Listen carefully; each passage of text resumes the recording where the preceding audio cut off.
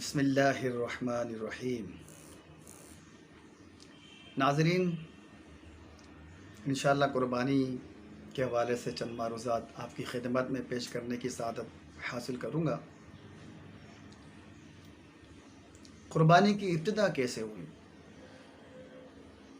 اس ضمن میں انشاءاللہ چند باتیں میں عرض کرتا ہوں۔ تفسیر ساوی سے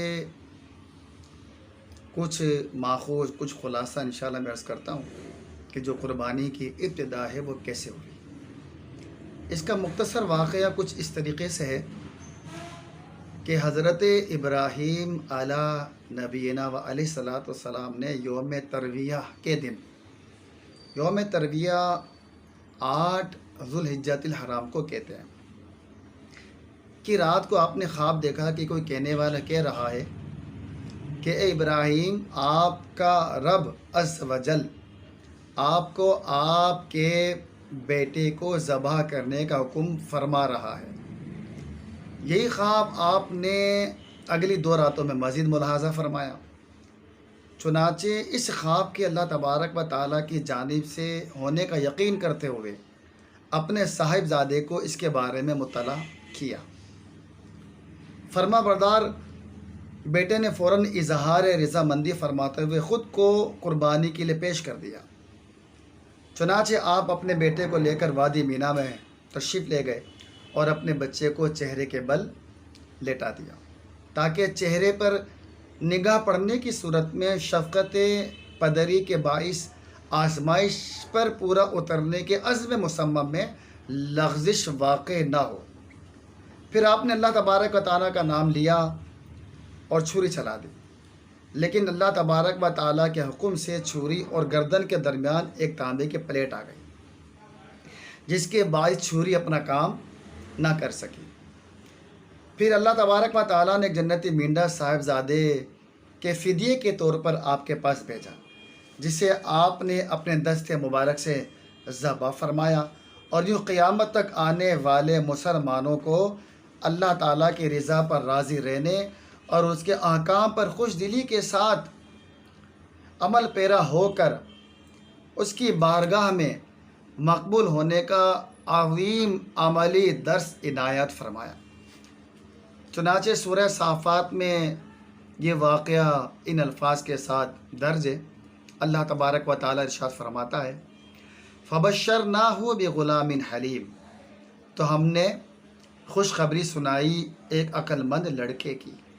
فَلَمَّا بَلَغَ مَعَهُ السَّعْيَ، پھر جب وہ اس کے ساتھ کام کے قابل ہو گیا، قَالَ يَا بُنَيَّ إِنِّي أَرَىٰ فِي الْمَنَامِ أَنِّي أَذْبَحُكَ فَانظُرْ مَاذَا تَرَىٰ، کہا اے میرے بیٹے، میں نے خواب دیکھا میں تجھے ذبح کرتا ہوں، تو اب تو دیکھ تیری کیا رائے ہے۔